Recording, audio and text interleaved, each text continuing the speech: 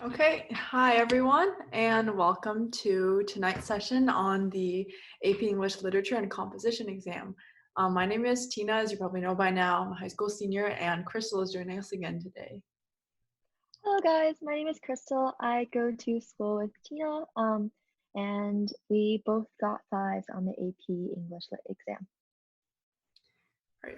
So first, I want to preface this whole thing by saying thank you so much to everyone who has made a donation. I really appreciate it, and I'm sure that the Mass General Hospital really appreciates it. So just thank you again to everyone who has made a donation, and I also totally understand if you're not in the situation to donate, but thank you. I also want to add that because today's presentation has a lot of sort of extra resources and big lists, that you can now download any of the slides we use in any session as a PDF or a PowerPoint slide. You can find them on my website on the download slides page. So definitely take a look at that after this session, because there's a lot of resources for you to look at afterwards on your own. And of course, you can always view the whole talk if you want to sort of listen to a part again on the previous sessions page. So we're gonna run through a quick structure of today's presentation. First, I'm gonna be really briefly recapping the AP program and score distributions. And I'll quickly go through the structure of the exam, both the 2020 version, which has been modified, and the general structure. And then I will also go through some of the literary movements, as well as some literary terms to know. And then we'll talk a bit about poetry, including how to actually read poetry. Crystal will talk about that. And then we'll talk about poetic devices you should know, a bit about meter, because that will show up on the lit exam, and types of poems as well. Then I'll talk a bit about multiple choice questions. We'll go through a few examples, and then And Crystal then will. I'll go through the free response rubric, which will lead into the free response question 1, which is the poetry analysis. Second one, which is the prose analysis, which is the only one covered by the 2020 exam. And then the third as well, which is the literary argument. And then I'll talk a bit about the recommended reading list, because you do need to read in preparation for this exam. And I'll talk a bit about how you should actually pick books to read. And then we'll finish off by talking about a few other test taking tips, and then some resources for you to look at later. And then finally, we'll have time for questions as usual.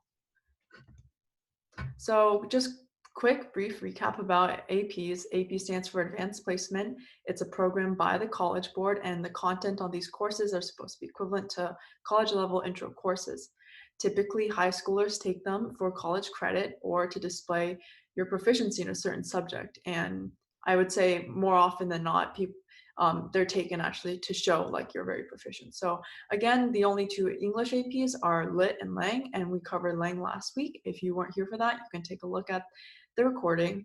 And as you can see, the percentage of test takers that got fives last year on the AP English Lit exam was 6.2%, which was actually the lowest percentage. But you need to keep in mind that because options are very limited for English, and these are the only two AP English exams offered, that the students that take these two exams tends to be a less selective population, so that makes the numbers a lot more intimidating.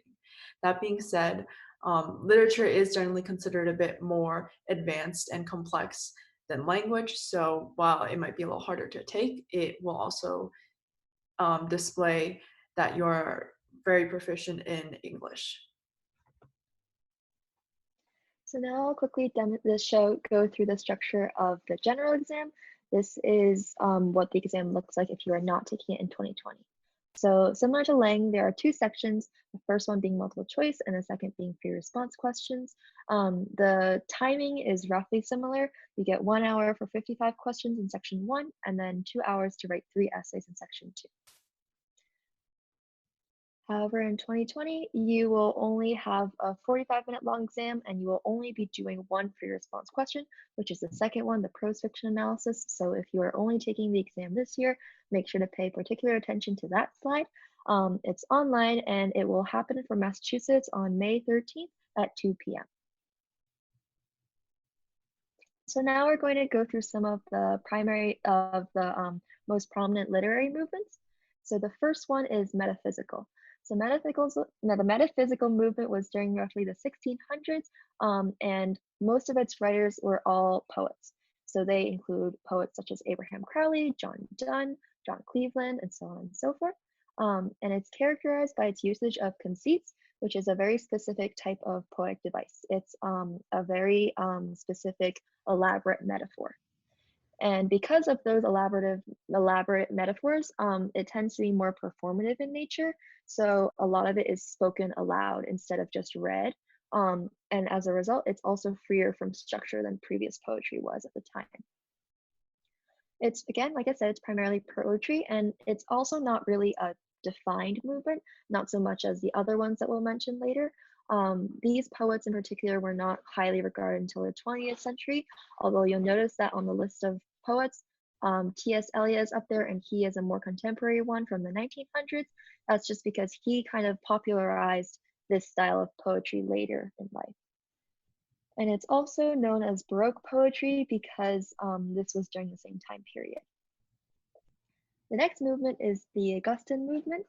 This was during roughly the 1700s to the 1740s, and some prominent writers include Queen Anne, Alexander Pope, Joseph Addison, and so on and so forth. This is characterized by the usage of satire, especially to describe the social climate at the time, because because this movement happened primarily in England and specifically under Queen Anne's rule. So a lot of historical context was shifting. The dominant economic structure was shifting towards mercantilism and capitalism. And so literature got a little more sarcastic in nature as a result. A lot of writers use literature as a means to kind of criticize the changes that they saw developing in their own country.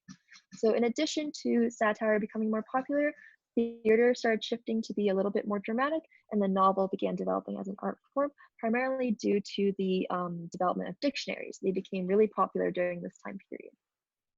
So then we have the Romantic period, and this happened in the 19th century. And a lot of big writers, you might recognize these names: William Wordsworth, big Romantic poet, also John Keats, Lord Byron, Edgar Allan Poe. These are all Romantic writers. And this period was characterized by the use of emotion as aesthetic and a huge emphasis on individualism. And they also had a really, really big thing with nature. So they not only idealized nature, but treated nature as a sort of way to almost become divine or access divinity.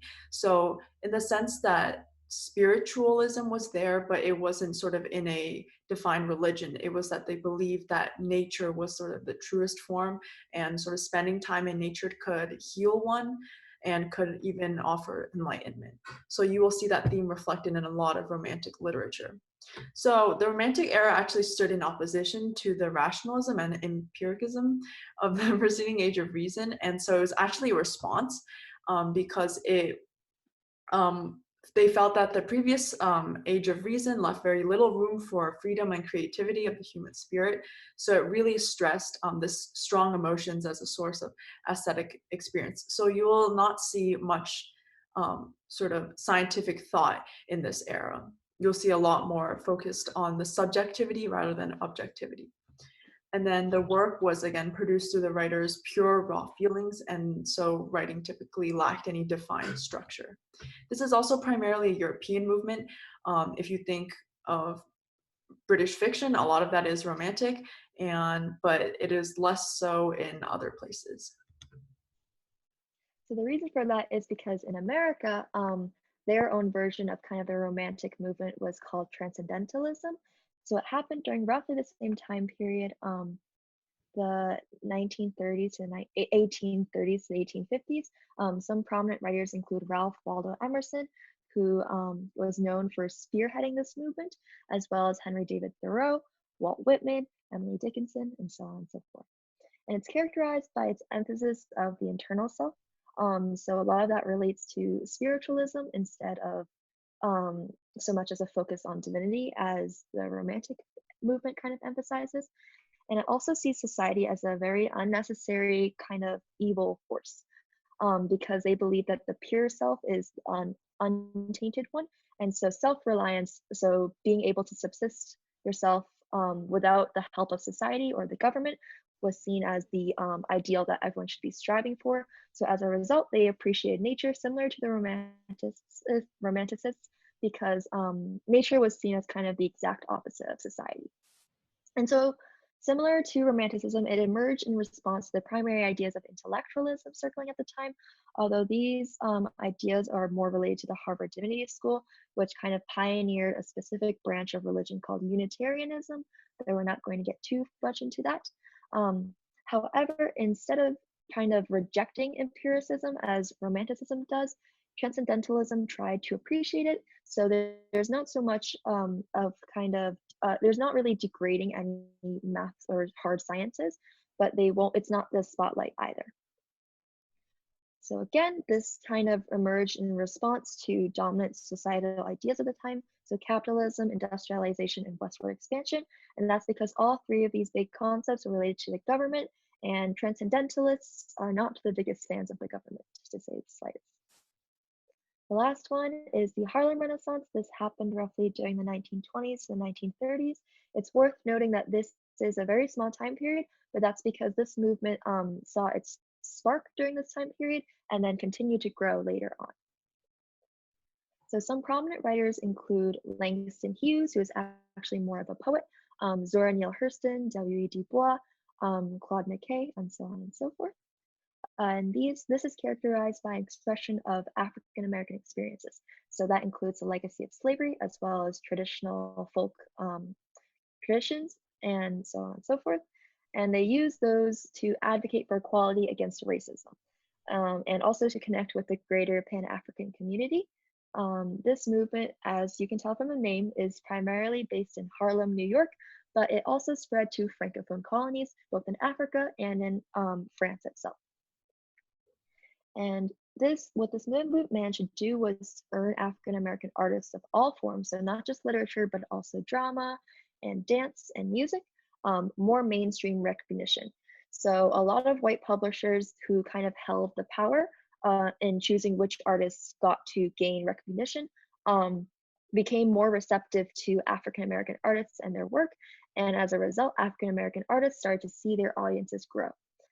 However, they also garnered some criticism from within the African American community because some of them resented the idea that they needed white approval to somehow be validated for their work. So it's a bit of a complex movement. You also want to make sure to know quite a few literary terms. That is because they show up quite often on both the multiple choice and the first two free response questions. This list is not complete, but it's a good place to start, and we'll link to a couple more recommended terms or lists at the end in the resources slide. So now we're going to talk a bit about poetry. Crystal will start off with talking about how you should actually be reading poetry. And this is for studying and not actually test taking, but it's good advice for reading poetry in general. So because poetry is a lesser known, lesser studied form of literature generally for students our age, reading it and kind of analyzing it can be a little bit more difficult. So these 7 steps are how I was taught to read poetry. And so I'm just going to share them right now. So first, you should read through the poem once in full without bothering to kind of annotate or mark up anything. That is because you'll do that later. And it's also because poetry, it's so short, so you kind of need to read it through each time because every word really counts. And so you want to make sure that you really grasp the meaning of it. Second, when you go back through on your second time through, you want to take a look at the title first. So note the denotations and the connotations. The denotations is what the words in the title literally mean, and then the connotations is what they allude to or what they might imply. You also want to kind of think about how the title adds meaning to the poem, and then you later want to summarize the poem. So what is literally happening line by line? That is because the meaning of poetry can be a little bit more convoluted than prose, which is more upfront about it. And so you really want to make sure that you at least understand what's happening. Next, you want to point to the ways in which the poet uses figurative language. So this includes the poetic devices that Tina will discuss later on. as well as maybe some more broad, more general literary ones. And then you also want to point to the tensions and contrasts in the poem. That is because the meaning of a poem is usually developed through its tensions. So that means any points of clash or conflict, any kind of opposites that you see coming right after the other, those are important places to note and kind of see how they add to the overall effect of the poem. And then you also want to note the poem structure. So if there is a structure that includes some of the meter that Tina will talk about later, or if there's a rhyme scheme, or if it's just in free verse. And then lastly, you want to determine the purpose of the poem.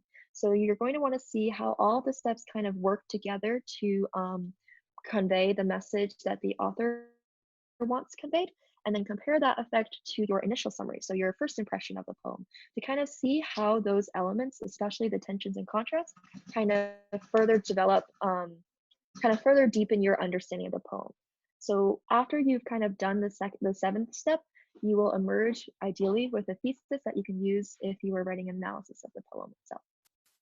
So here are some common poetic devices to know. Again, like the literary devices, you should be very, very familiar with at least the ones we've shown here, and you can come back and take a look at them.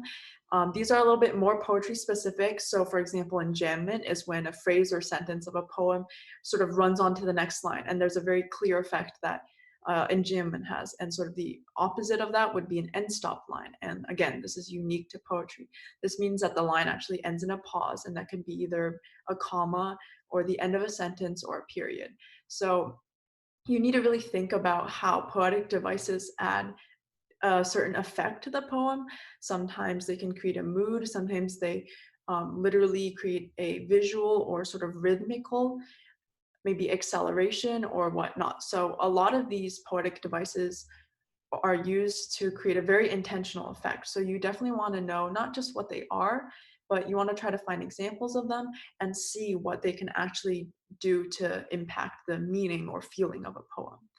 Also want to talk a bit about frequently occurring meters in English poetry. We have iambic pentameter, which a lot of Shakespeare is written in, sonnets, and also Milton's Paradise Lost, if you have read that, is written in complete iambic pentameter. I'll talk a bit about what that actually is in a second. We also have heroic couplets, which are a rhymed pair of lines of iambic pentameter. Then we also have the ballad meter or common meter. You can see this a lot in Emily Dickinson's poems, and it's two pairs of a line of iambic tetrameter followed by one line of iambic trimeter. So a little bit more into meter.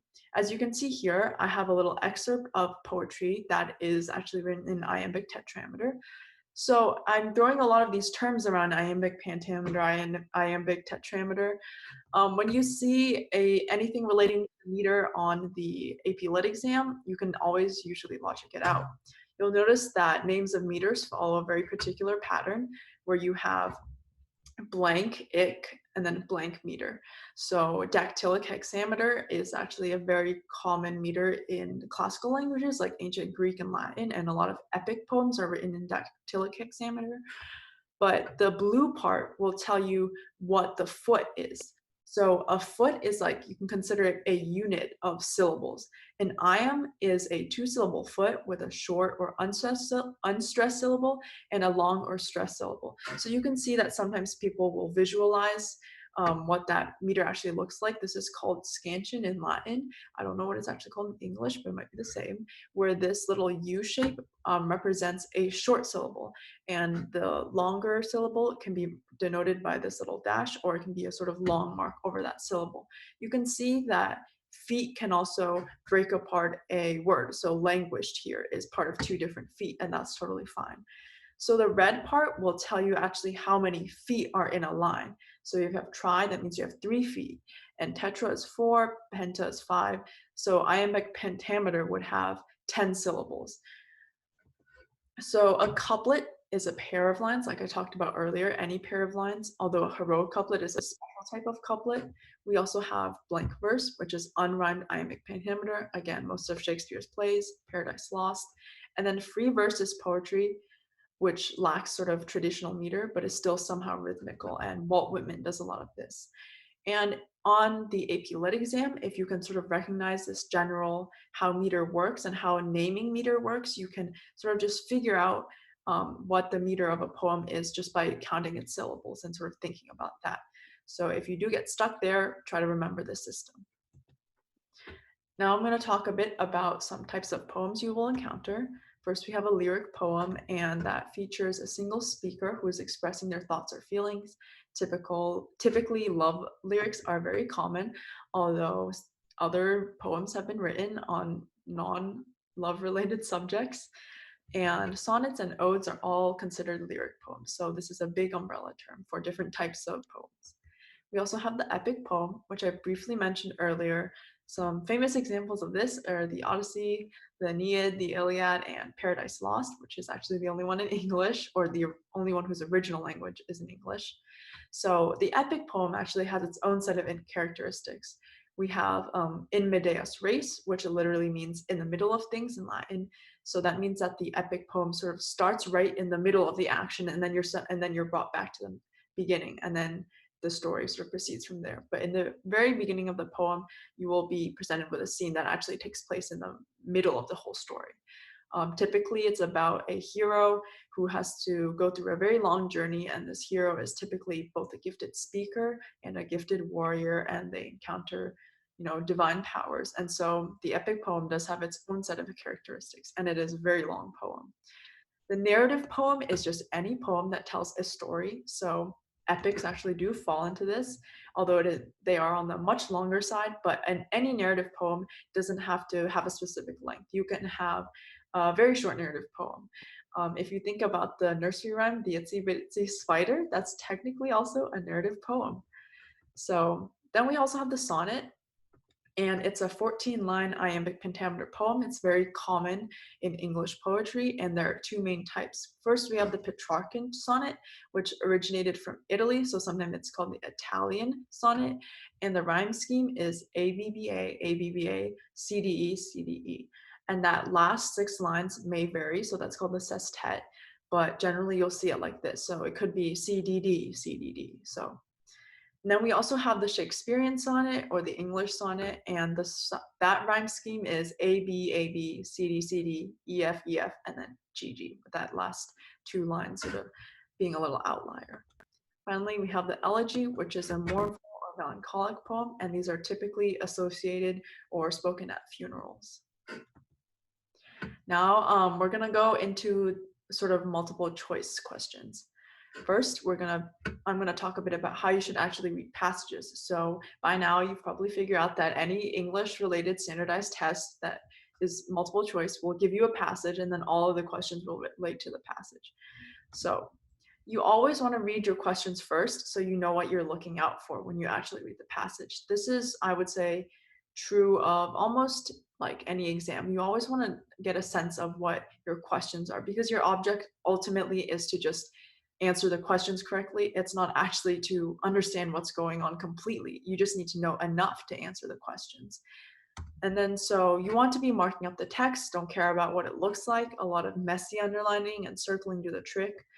And if you have poetry, you want to read it in full. So I do recommend taking a sort of good read through, because it is not only significantly shorter for a passage because there are just less words to look at, but it's generally harder to piece together what's going on in a poem. And as Crystal mentioned earlier, in poetry, every single word is intentional. The author places every word for a certain effect, and a word can have a very complex role in a poem. So each word generally has also more weight. So you do want to read the poem in full to get what's going on. And if you're not familiar with studying poetry or reading poetry, you should definitely follow Crystal's advice from the how to read poetry section when you study. And then you also have prose fiction. Prose is a bit more straightforward, but it is really long.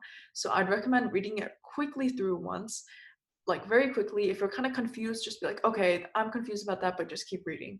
And then you'll come back and read certain parts in detail as you need, because there are certain problems, again, that will direct you to line numbers, sort of like the SAT reading section. But my only recommendation for the prose fiction in lit that differs from my recommended reading approach is that you should quickly skim through it, because typically you'll find that the passages here are a bit more complex. So this is not necessary, but this is something I like to do. You'll be given line numbers on multiples of 5, so like 1, 5, 10. And if you're directed to go to a non-multiple of 5 line number like 17 or 18, I like to sort of write those on the side just because I feel like that takes the stress off a little bit in a high stress environment. If you feel like you don't need this, then don't do it. But sometimes it's helpful to sort of have that line number there when you're looking back and forth. So make your own line numberings if you need it. So when it comes to actually answering multiple choice, you need to be careful of options that might trick you. And the College Board will definitely put sort of alluring options for you to, get tricked by. So you don't want to fall into those traps. The first trap is that half wrong or half right is all wrong. So a lot of options in multiple choice will be like, well, it seems right except for that one part. And as long as that one part that's not quite right, the option is completely wrong and you should eliminate it. The second trap you can easily fall into is that answers that seem right or they actually do say something true about the text, but don't actually answer the question correctly are also wrong. So without context, it could be completely true statement about the text. But if it's not actually addressing and answering the problem, then it's not the right answer choice. You always want to take advantage of process of elimination. Honestly, this is I feel like the only way to go about multiple choice because you can it not only helps you give a sort of start in a place you could just go like, okay, I'll look at A and see if it's right, but it can also help you sort of confirm your answers, and it's a good way to ensure that if you do have to guess, you'll have a much higher chance of guessing the correct answer. So when you're doing this, you should definitely be marking up your answer choices on the testing booklet because that's not graded. No markups in your testing booklet is graded, only your answer sheet is. And the danger in doing this, however, is to cross off the right answer right off the bat. So you only want to be like crossing off answers that you're absolutely sure are wrong. So you should develop your own system to doing this. For me, I like to make a little dash next to ones I think might be right. I like to make a little X next to ones I think might be wrong, and I will cross ones off that I'm sure are definitely wrong, and then I will circle correct answers or the answers I end up picking. But you should develop your own set of symbols for this. But I would definitely recommend marking up your answer choices, especially if you decide to skip a problem or you leave it half completed and come back to it later. You can see where your train of thought is immediately and you don't have to sort of go through that logic all again. You can see like, oh, this one I'm not sure about. Let's see if I have a better feeling as to whether or not that's actually right or wrong this time around. So when it comes to reading and sort of literature related multiple choice questions, you always want to be going back to the text itself and build from what is being said there. You don't want to always be going off of a feeling or an implied meaning unless it specifically tells you to think about what's being implied. But even then, you want your sort of answer to be grounded in the text. You want to have textual evidence to support the answer that you are choosing. So when you're not sure, always go back to the text and see, is this actually being said? So you can actually figure out a lot of answers because they kind of seem right or they have a word here and there that you might have seen in the passage. But if you really think about the meaning, a lot of them actually contradict what's being literally said in the text. So you always want to go back to the text itself and build from what is being said there. This is especially true of poetry when things get a bit confusing. And if you can't get a sense of everything that's going on, including all the figurative language, go line by line. Think about what you do know. Think about what's literally being said. Try to pick out the literal meaning of a sort of long, convoluted line or question and sort of work from there. So again, if you're not sure of an answer, definitely don't get stuck on it, skip it and come back to it. This is true for generally any test that you will take, standardized or not. You don't want to be wasting your time just thinking about one problem. Come back to it later.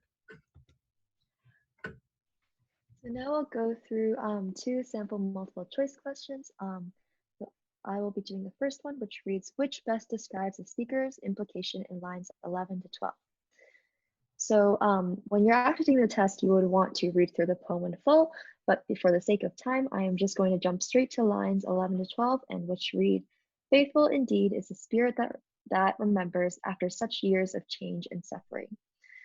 And if you look at the beginning lines of the poetry, have I forgot my only love to love thee, who is far, far removed, cold in the dreary grave. So if you read the whole poem in full, you will quickly understand that the speaker is someone who has a dead lover, unfortunately. And so when they're saying faithful indeed is a spirit that remembers, they're really saying that they are faithful, and even after so many years of change and suffering. So when we take a look at the answer choices, the first one reads, only someone remarkably devoted can retain the memory of an absent loved one over time. This answer choice feels correct because remarkably devoted has the same meaning as faithful, which indeed the speaker describes himself as, and it also talks about retaining the memory of an absent loved one over time. And they talk about remembering over years of change and suffering. So you'll notice that the correct answer choice, which is indeed A, also has specific textual evidence that will back it up. But to kind of prove that, I will also go through the other answer choices. You'll see B, only people who embrace a higher faith can successfully live with grief. This one can be tricky because the poet uses the word faithful, but that's not quite the same meaning as faith. And there's nothing about successfully living with grief. So we can cross out answer choice B. C states that pain strengthens the soul so that the sufferer can move forward. They do mention change and suffering, which is similar to pain, but there's nothing about how it strengthens the soul so that the sufferer can move forward. In fact, the sufferer is remembering and kind of retaining the memory. So that can't be right either. Then you look at answer choice D, which reads, the bereaved must choose to forget the past in order to bear their losses. And even if you don't know what bereaved means, you can see that forget the past in order to bear their losses does not seem correct, because the lines talk about remembering and not so much forgetting the past. So we can cross out answer choice D. And the last one is that people who dwell on the past are usually unable to move beyond their personal losses. This one can be tricky because it follows one of the patterns that Tina mentioned in her previous slide, which is that this is an answer choice that could be correct, but doesn't really answer the question. It's not really what's happening in these lines in particular. Maybe the speaker can't move on because they're remembering their lover after years of change and suffering, but that's not what they're implying in lines 11 and 12, and so we can cross out E as well. So here we also have a multiple choice question about prose fiction. So the earlier one was a poetry passage. As you can see, the prose passages are a lot longer. So 18, all of the following are found in the sentence in lines, the sentence in lines 10 to 25. So that's a really long sentence, except, and then we have A, B, C, D, E. So I've highlighted the singular sentence in yellow, and we can just go through and see if we can find any of these. So obviously, if you've read this through once, you might have a better sense of this already. But A, if we look at similes, this is a comparison with the word like or as. And again, you can see that these are all literary devices that we put on our list earlier. So if you're not familiar with these already, you won't be able to answer these types of questions, which do come up pretty frequently. Not to mention that you probably wouldn't be able to answer the free response questions effectively either. But if we look for similes, so comparisons with the word like or as, we will notice that we see some. We see there were as many tinted as an opal. So there is at least one simile there, so we can definitely cross off A. So B, alliteration is the repetition of the first letter of words. So if we look again, we can actually just, if you look anywhere, there's a lot of alliteration. Broken by boiling, that's 3 B's in a row. Smooth spot and somber shadow. We have lots of alliteration. So we definitely need to cross off B. C, an accumulation of clauses. Needless to say, this is an extraordinarily long singular sentence. You can notice that they're all broken up by semicolons and commas, lots of semicolons actually. So there's definitely accumulation of clauses. They're all broken up by that semicolon. D, a regular rhythm. If you've read this through again, you might sort of already know that there doesn't seem to be a regular rhythm. Again, this is prose, and prose doesn't typically have regular rhythm, although sometimes it might, but we might consider D to be a correct answer. Let's look at E, an abundance of adjectives. And we definitely see an abundance of adjectives. We have black and conspicuous, long slanting mark, sparkling, tumbling, ruddy flush. There's so many adjectives. It's very descriptive here. There's a lot of imagery. So definitely D is the only thing missing from that giant chunk, which is the regular rhythm.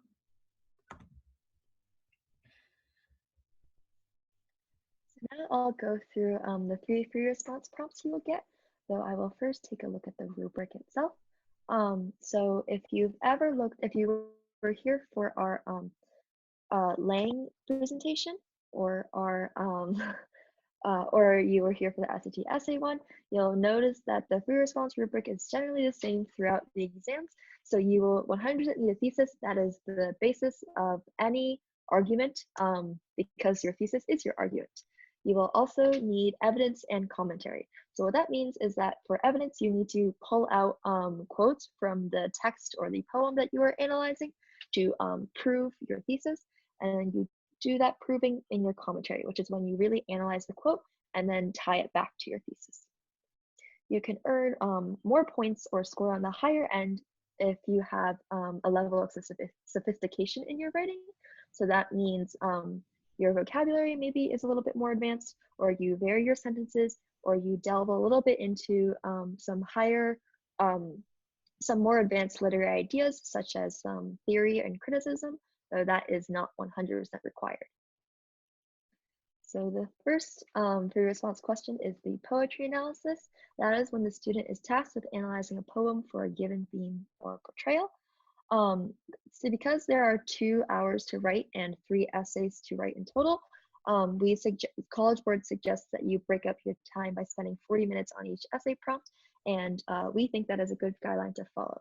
So we're going to go break down our time with the assumption of 40 minutes. And so I suggest that you use 5 minutes to read the poem in full. That's just because poetry, even though it's shorter, tends to be more convoluted and confusing in its meaning. So you really do want to make sure that you spend enough time to actually read the poem all at once. And when you do that, you definitely want to mark up as you go. So don't quite follow the same 7 steps I outlined earlier. That's more for studying, not so much for the actual day of the test itself. But as you read in those first 5 minutes, you want to be marking up the poem as you go. That way, when you spend your next 3 minutes planning and outlining, that will be easier for you. You can use the things that you've marked to kind of organize your thoughts. Then you want to spend 30 minutes to write, roughly 10 minutes on each body paragraph, and then last 2 minutes to proofread and edit. So you really want to take advantage of the prompt. That's because College Board will give you 3 poetic devices that they think support the prompt. So use them if you can and if you recognize them. You also want to make sure that you're using the right vocabulary. This is what Tia and I mean when we say that your knowledge of poetic devices and literary terms comes in hand. That's because if you are able to get specific and name the exact name of the meter that you are analyzing or the exact poetic device that is being used, you will 100% gain more points in your score.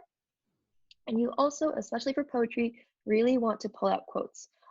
That's true for all analytical writing, but because poetry is so short, and again, each word holds a lot more weight than it typically would in a prose section, you do want to analyze your, you want to analyze more quotes as a result. So now I'll take a look at the free response question that Tina and I actually got when we took the exam. So it says carefully read PK Page's 1943 poem, The Landlady. Then, in a well-organized essay, analyze the speaker's complex portrayal of the landlady. You may wish to consider such elements as imagery, selection of detail, and tone.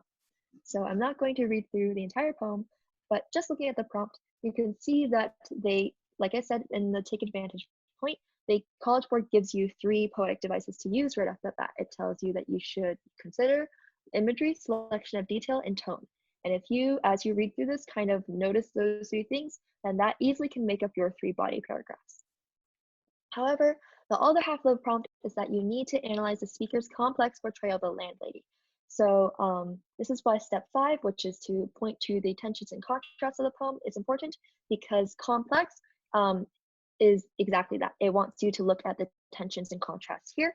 And because it's talking about the portrayal of the landlady, I can infer that the poem will present kind of a multifaceted view of the landlady. So maybe in one portrayal, she is kind and generous, and another, she is more harsh and unforgiving. So immediately before I've even read the poem itself, I have a brief sense of what I should be looking for. And so in those 5 minutes that you read, you really want to make sure that you are analyzing that. So when I go to write my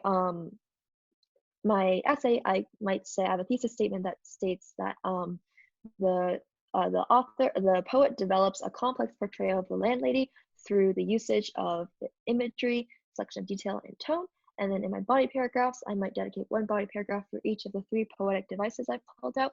And in doing so, I explain how each poetic device contributes to one or the other or both portrayals of the landlady. The next free response question is the prose fiction analysis. This is very similar to the poetry analysis one that I just went over. That's because the student is tasked with analyzing a literary passage for a given theme / portrayal. So this will be the same as the poem one actually, but you will have a literary excerpt instead of a poetic one. So again, the suggested time is 40 minutes, and we're recommending that you spend only 3 minutes to read. That's because prose is much more straightforward, and you don't really need to spend that much more time making sure you understand the meaning of it, because that will be clear to you as you read. So kind of briefly skim through to get a general sense of the meaning, and then spend 5 minutes planning and outlining, spend 30 minutes to write, and then the last 2 minutes to proofread and edit. And so again, take advantage of the prompt, because College Board will do the same thing where they give you 3 literary devices, literary elements that they think best support the prompt. And so if you notice those as you read as well, you can use them for sure. You also want to make sure you use the right vocabulary. So again, your knowledge of literary devices will come into hand. And you also really want to make sure that you find clear and specific examples for your thesis. Because the prose passage is much longer than the poetry one, you want to immediately draw your grader's attention to whatever text best highlights the claim that you're making in your thesis. That is so that they don't have to do much of the work themselves, and in fact they shouldn't, because they will not be thinking about that. They will only think about what you give them. They will not be doing extra work on their own to make what you've given them work. And you also really want to make sure that you pay attention to the connotations of the author's word choice. That is because tone is a huge literary element, and it's generally one of the most common and well-used ones. And so if you pay attention to the specific emotion or feeling that an author's word choice evokes, that will help you with your thesis maybe. So that may look a little something like how the author, the author uses words to convey a more mysterious atmosphere, such as whispering or a hushed silence or shadows falling. And that would help, those words all have more mysterious connotations. And so that would help convey that meaning. So the general structure when you pull out a piece of evidence is to first assert your claim. So for the example I just mentioned, my claim might be the author uses word choice to portray a mysterious atmosphere. And then I give an example. So the words that I listed above, I might say that the author specifically uses words such as shadows falling, a hushed silence, or whispering. And then I point out that those words all have mysterious connotations. So that's my explanation of how the example relates to the claim. And then when I explain how the both relate to the thesis, my thesis might be that the landlady's portrayal is complex because on one hand she is mysterious and unknown, and the other hand she is generous and kind. So this claim would fall under the suggestion that she is mysterious and unknown.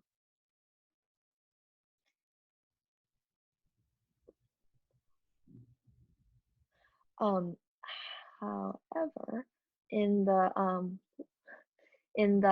passage that Tina and I got, the prompt reads, carefully read the following excerpt from William Dean Howell's novel, The Rise of Silas Lapham. Then, in a well-constructed essay, analyze how the author portrays the complex experience of 2 sisters, Penelope and Irene, within their family and society. You may wish to consider such literary elements as style, tone, and selection of detail. So again, they give you the 3 elements, style, tone, and selection of detail.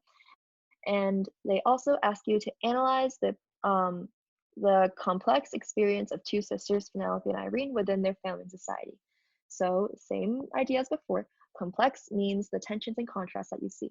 And because two sisters are mentioned, it can be assumed that the sisters' experience within their family society kind of differs from one another in a very opposite way.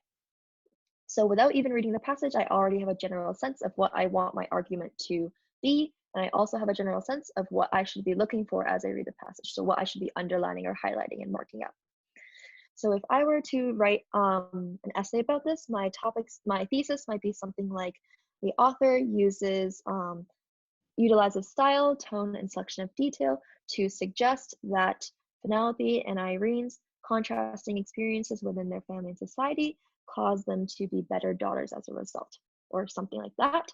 And then I pick out, and then I spend one body paragraph on each of the three literary elements I've chosen, and maybe try to link them both to one to one sister, one to another, and then maybe a last one to how they fit into their family and society.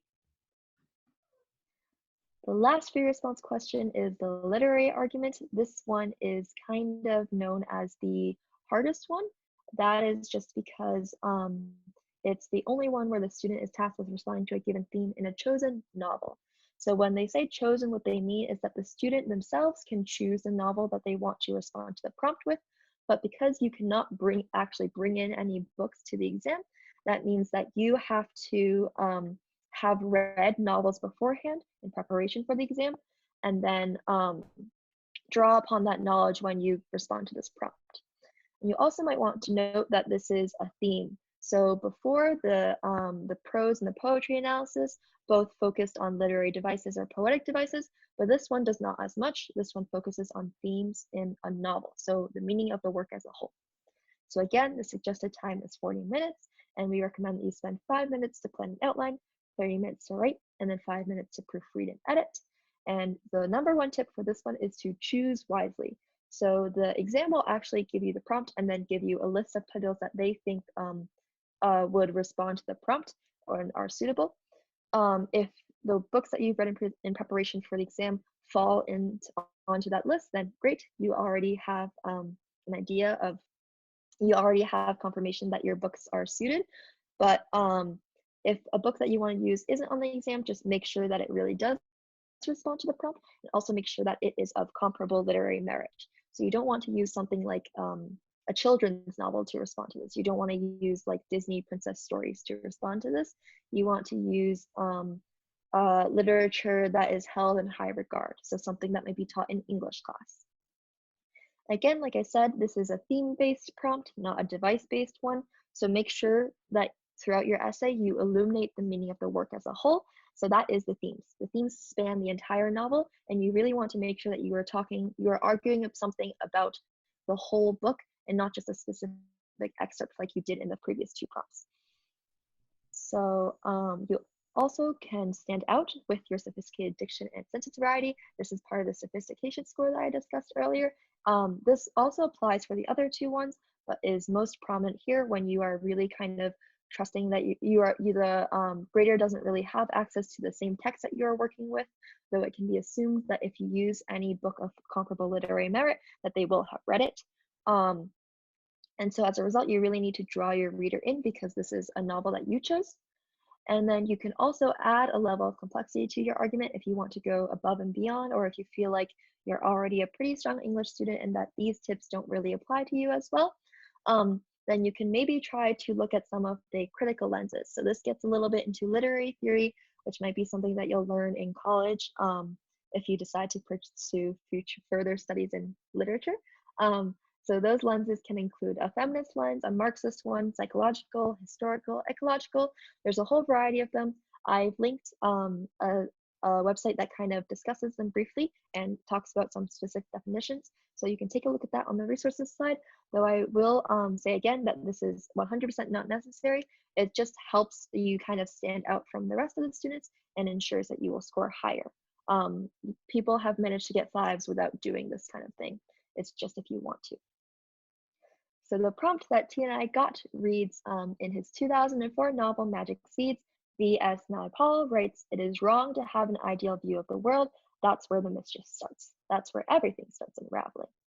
So select a novel, play, or epic poem in which a character holds an ideal view of the world. Then write an essay in which you analyze the character's idealism and its positive or negative consequences. Explain how the author's portrayal of this idealism illuminates the meaning of the work as a whole, and then it gives you the list. So Tina and I, when we saw this prompt, we both immediately jumped to The Great Gatsby, and you can see it's listed on the slide. That is because if any of you are familiar with The Great Gatsby, Gatsby, the titular character, very much so holds an ideal view of the world and is an idealistic character. So when I wrote this prompt, I actually pretty much regurgitated my sophomore year English paper because I wrote something very similar for that paper and I scored very well on that one. I think that was actually an A+ for me. So I was very familiar with it and I knew I could easily answer this prompt, but you might not get so lucky. So what you really want, what you'll notice is that this prompt always starts with some kind of quote, though that's not quite that important. What's more important is that you choose a work where a character holds an ideal view of the world. So that's what's really important, that your character holds an ideal view of the world and that you analyze the idealism and its positive and negative consequences. So in my Gatsby essay, I might have written something like Gatsby consistently idealizing both Daisy, who is the love interest in The Great Gatsby, idealizing Daisy, and as to a further extent, the American dream, results in negative consequences for himself and greater society. And then I would proceed in my body paragraphs to kind of analyze what plot points, what themes, and what characters kind of contribute to that greater argument. So you'll notice that I chose to talk about the American theme, the American dream. That's because that is a prominent theme in the novel. So again, like I said, really make sure that you emphasize a theme and not a specific excerpt or whatever. You really want to make sure that you're talking about the whole book and not just one little chapter. Okay, now I'm going to talk a bit about how you should actually be picking books to prepare for the exam and how you should actually be reading them. So I actually compiled a list of all mentioned books from that little blurb from the free response question number 3 of all exams from 2012 to 2019, and I use this to also pick my own books. So you don't have to do that work. You don't have to click into every single exam and look. I have the list here for you, and you can obviously download this as a PDF for your own future reference. So obviously you won't have that list of books until you get to the day of the test. So definitely pick books from this list. You will see there are plenty, and chances are you've already read quite a few, or if you're maybe a freshman, you definitely will be reading a lot of these in English class. They're a very wide variety of books, but they're all they're classics, they're English class staples. And so here's more books, and this is also the highest frequency titles, so the ones that appear most often throughout the years. So that probably means that they have many themes in them and they can be applied to a lot of prompts. But you don't have to pick necessarily higher frequency titles. You want to be picking books that you're familiar with, which I'll talk about in a moment. So always reread books. Try your best, or if you can, avoid reading a new book. This is because you can recall a lot of analysis and discussions that you have had before in English class, and this is very valuable. You don't sort of get that same reading a new book by yourself. You don't have multiple perspectives. You don't have a guiding hand that will lead you to important parts of the book. So definitely capitalize on works that you have already read. Again, you want to be picking classics and English class staples like Crystal briefly talked about. They require comparable literary merit. And you can also count books that you've read recently in English class, so you don't actually have to reread them since it's already fresh in your mind. Crystal and I were in the same English class right before we took the AP Lit exam, and one of our books was a book that we read in English. So it was actually Beloved, which is one of the most commonly appearing books on that list. So you also want to pick books that you've written good essays on before, and this is because you have done a lot of digging around in that book. You know it really well, and you've looked for a lot of quotes and evidence, and you've done a lot of good analysis on that book already. So you probably know the book a lot better than you think, and if you get lucky, like Crystal and I, you might actually get a chance to regurgitate an essay that you've already written. So I actually also happened to regurgitate my sophomore year essay on Gatsby. So we recommend picking about 3 to 5 books to reread before the AP exam, depending on how fast of a reader you actually are. You can sort of think about what that might mean for you. And you need to cover your bases, meaning selecting a variety of different literature. Look for different time eras, different literary movements, like we talked about, different writing styles, and most importantly, different themes. You want a variety of themes that can be applied to a whole expanse of prompts. And then finally, reread books you like because chances are you'll remember them a lot better. So here are the books that Crystal and I read in preparation for our AP Lit exams. So the bottom row is Crystal's selection of books and the top row is mine. And Crystal will talk very briefly about why she picked the books she did, and I will also briefly talk about mine. So you'll notice right off the bat that I chose 4 novels and 1 play, and I tried to choose from a variety of time periods, although I didn't quite do that as much as Tina did. So I'll just go through them one by one. You'll see both Tina and I chose Beloved, and primarily for the same reasons. Beloved was a familiar book that we'd read and also dealt with the relationship between a mother and a daughter, which is a unique relationship, and also about kind of the legacy of slavery and how that can affect the African American experience, even in a more modern setting. And I also deals with kind of the guilt and shame of committing sin in the past. So it also deals with the supernatural, which is a little bit more uncommon in novels. So those were my reasons for choosing Beloved, and also because I just read it, so I was very familiar with it. And then The Great Gatsby, I chose because I really loved that book. I wrote a really good paper on it, and I felt confident that I knew the book well. It's one of the most famous and considered one of the greatest American novels. It is rooted very heavily in the time period, which is the Roaring 20s, the 1920s, 1930s. So it deals a lot with the American dream. And I also am very familiar with the historical context behind it, as well as the literary movement. So I felt good about my knowledge on that. And then I also chose Alice Walker's The Color Purple. That's because it deals a lot with self-identity and exploration of self and female friendship. And those were themes that weren't covered by my other choices. I chose Their Eyes Were Watching God, which is somewhat similar to The Color Purple, but deals a little bit more with coming of age. And it also deals a little bit more with how romantic relationships can be between the 2 lead characters. I also chose it not just for that though, it's relationships to the other characters, and those make it a more complex work as well, and also because it's regarded as one of the more feminist works of its time. It was written during the Harlem Renaissance. Zora Neale Hurston's one of those prominent authors, and so I knew I could analyze it from the feminist literary lens as well. And lastly, I chose Romeo and Juliet by Shakespeare because having 1 play is always a good bet. And also it is a drastically different time period, and it deals with fate, which is a huge theme that my other 4 books didn't cover. And I knew that I was familiar with it because I actually had to act in the play that our school put on. So I knew that I knew this one. Okay, I picked obviously Beloved and Gatsby for the same reasons that Crystal did, so I won't talk about that. I picked The Catcher in the Rye because that deals with coming of age. And so that was a very important theme that I thought I should cover. And so The Catcher in the Rye happened to do that. The Scarlet Letter is very unique because not only is it written in 1850, it's actually set in the Puritan time era, which is actually the 1600s. So lots of themes of religion, of sin and guilt, and a bit of the supernatural, though not as much as Beloved, but that huge emphasis on religion was there. So that was a very big theme, religion and sin, that the Scarlet Letter will cover. And then finally, I chose Macbeth just because, again, I felt like I needed a Shakespeare play in there, but also because Macbeth really deals with the theme of power, which obviously my other 4 novels didn't really cover, the theme of power, of also guilt, and also fate and destiny, which is pretty common in Shakespeare.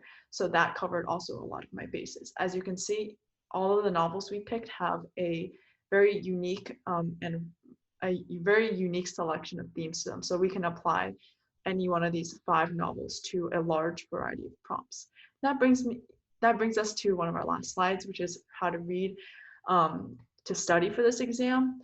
Not to spend too much time per page. You don't want to be skipping giant chunks, but objective is just to freshen your memory and remind yourself of details you've forgotten at this point. So you don't want to spend time actually trying to memorize quotes or parts of the book, because not only is that not required of you, you won't get any extra points, and it'll be a waste of time if you actually try to quote parts of the book. And chances are you probably will misquote it, even if you think you have it down. So don't spend that extra time and effort actually trying to remember like chunks word for word from the book. Definitely pay attention to your previous annotations in the book if you have any, and if you don't annotate, it is good to make a habit. So you should probably start annotating if you don't already do so. And you, again, want to think about the type of themes each book deals with when you're not only picking them, but when you're reading them. So you need to think about brainstorming potential paper topics, or you can also look at a list of paper topics that a teacher has given to you before. Some of my teachers do this.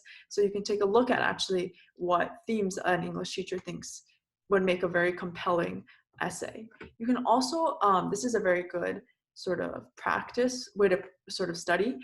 Practice applying the literature you're reading to actually different prompts, and we'll send you a link, or sorry, the link is at the end of the slides to all the previous year's free response questions. But take a look at different prompts and see how you might actually apply um, each book you're reading, not just one of them, to every single free response prompt, because one novel will cover a variety of themes, and usually you can often twist and apply one almost any novel to a broad prompt. So obviously not all the time that will work, but you can definitely get a practice doing so and thinking about what characters, relationships, and sort of settings you can work with in each of your books. You also want to dig up your old essays on these books and see what grade you got and your teacher's feedback. This might help you remember some of the analysis you've done.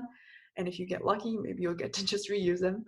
And just aim to familiarize yourself with basic plot, characters, and obviously central themes. Our last slide is just brief test taking tips and other studying tips that are not too specific to this exam. Bring a watch, keep an eye on the time, especially during that free response question. It's really easy to get lost when you're when you're writing a lot of essays. And then also bring a water bottle and snack for the break. This is true of any AP exam, except the 2021, which is at home and only 40 minutes, but they are very long, usually over 3 hours, but even longer with all the administrative stuff. So you always get a break in between multiple choice and free response. Take advantage of that and give yourself a nice snack for that break. You also need to bring blue or black ink pens. And so everyone always remembers to bring the number 2 pencil, but a lot of people forget to bring the pen. And Crystal actually forgot to bring any pens at all, and I had to lend her one. So bring several pens, because you do need to write your free response questions in pen. It has to do something with the scanning. And finally, this is pretty straightforward, but if you skip a question, make sure you're not bubbling the wrong corresponding number on your answer sheet. So for general studying tips, you want to make sure that you practice under the same conditions as the test itself. That's because the quality of your writing under time pressure and the quality of your writing without it is very different. So you just don't want to have any surprises on the actual test day. Also, you want to read, especially poetry. So try to read works from many different time periods, both to reinforce the central ideas of each literary theme, but also to familiarize yourself with different literature.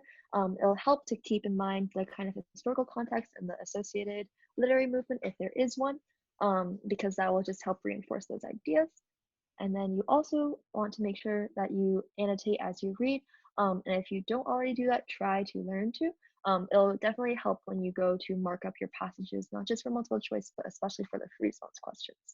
So this is just some more resources we have for you. We have that previous free response questions you can look at, also a complete list of literary terms with some brief definitions if you found that some of the ones that were on our slides you weren't familiar with. And then we also have a full released exam and also Crystal's list of literary lenses. And then we want to also add the next Sunday, there's going to be an intro to the ACT session if you're interested in that. We've covered a lot of SAT stuff, but since I did not take the SAT, I did not take the ACT, I can't really speak for how to take the ACT, but a high school junior from Ipswich High School will be telling you about how to take the ACT. She got a perfect score on all 4 sections on her first try. So definitely sign up for that. It's on my website. And I also sent out an email with the link for the sign up. So now we know this has been a bit longer than usual, but that's because the AP Lit exam is very complex.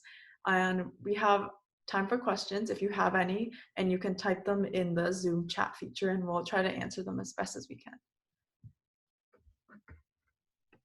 Oops, I need to stop sharing my screen. Okay. When you do the last essay, how do you give evidence without using quotes? Do you just summarize parts of the book? Yeah, you would just briefly sort of summarize the part that you want to use an example for and just refer to that. And it does mention in the prompt, do not merely summarize the plot. So you don't want the bulk of your essay to actually be summarizing the plot, but you want to just give a sentence or a few just to, so the reader knows sort of what part of the book you're talking about, but your focus definitely needs to be on that analysis, that thematic analysis.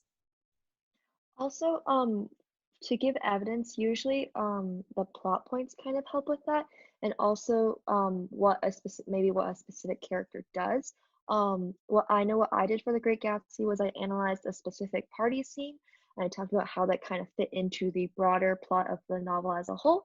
And I talked about the car scene at the end, as well as the car scene at the beginning. So you can't use quotes, but this is why it's so important to be familiar with the book, because that you can very easily pinpoint specific scenes that you want to refer to. Okay, how many sessions do we have left?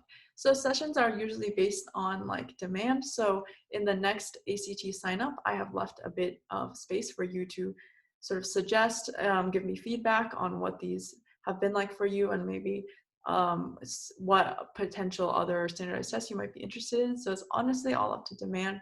Do take a look at that form and fill it out if you're interested. Should you annotate passages during the test? Also, do short stories appear on the third free response question? I would say that no, generally short stories are not included in that list of literature. So stick to plays, usually Shakespeare's plays, and novels. Plays, Shakespeare plays, novels, and if you happen to be familiar with an epic poem, a very famous one like the Odyssey, you can also use that. But no, short stories do not appear on the third free response question. Oh, and you definitely should be annotating passages during the test, but it's also a bit up to personal preference. But generally, when you're reading literature and you want to do analysis, you should always be annotating your text. For annotating passages, focus your annotations on the free response questions. You don't need to analyze the passages in the multiple choice section as much. Maybe just to underline specific lines that a specific question refers to, not so much like the specific literary device used or whatever. In the free response questions, you 100% want to be annotating the passage. That is the most important step that you do when you're planning and outlining and just reading through in general.